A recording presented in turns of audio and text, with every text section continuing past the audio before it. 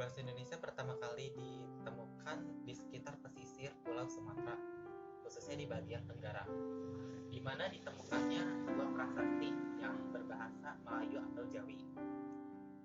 Temuan ini diidentifikasikan adanya penyebaran bahasa hampir ke seluruh tempat di Nusantara dari tempat ditemukannya. Penyebaran bahasa Melayu tidak lepas dari campur tangan Kerajaan Sriwijaya yang saat itu menjadi penguasa jalur perdagangan di area Nusantara.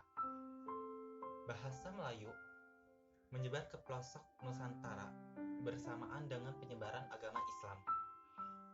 Bahasa Melayu digunakan sebagai bahasa perdagangan antara pedagang dalam Nusantara maupun dari luar Nusantara. Bahasa Indonesia baru menjadi resmi ketika pada awal abad ke-20. Pada awal abad ke-20 melalui ada perpecahan bentuk baku tulisan pada bahasa Melayu.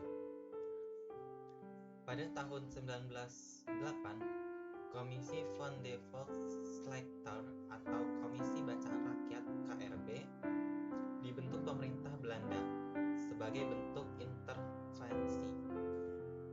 KRB berubah nama menjadi Balas Pustaka dengan D.A. Rinkes sebagai pemimpinnya.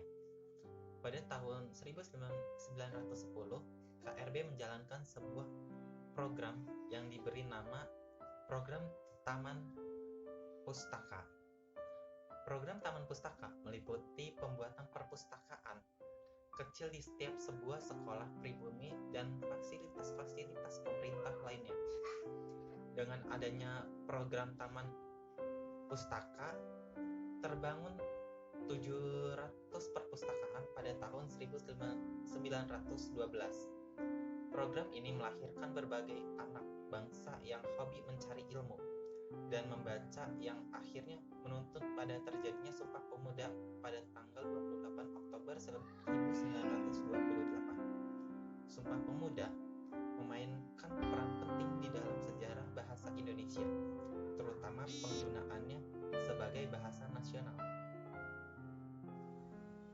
Sumpah Pemuda sendiri sebenarnya adalah hasil putusan yang diterima dari Kongres Pemuda kedua pada tanggal 27 dan 28 Oktober 1928.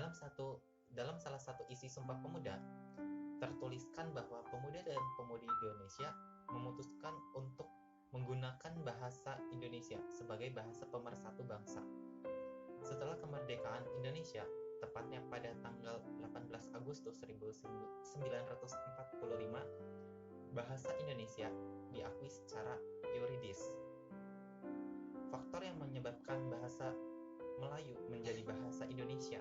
Yang pertama, bahasa Melayu sudah merupakan lingui franca di Indonesia, bahasa perhubung dan bahasa perdagangan. Dua, sistem bahasa Melayu sederhana. Kesimpulan dari yang dapat saya sampaikan yaitu yang pertama, sumber dari bahasa Indonesia adalah bahasa Melayu. Kedua, bahasa Indonesia secara yuridis resmi digunakan sebagai bahasa pemersatu bangsa pada tanggal 28 Oktober 1928.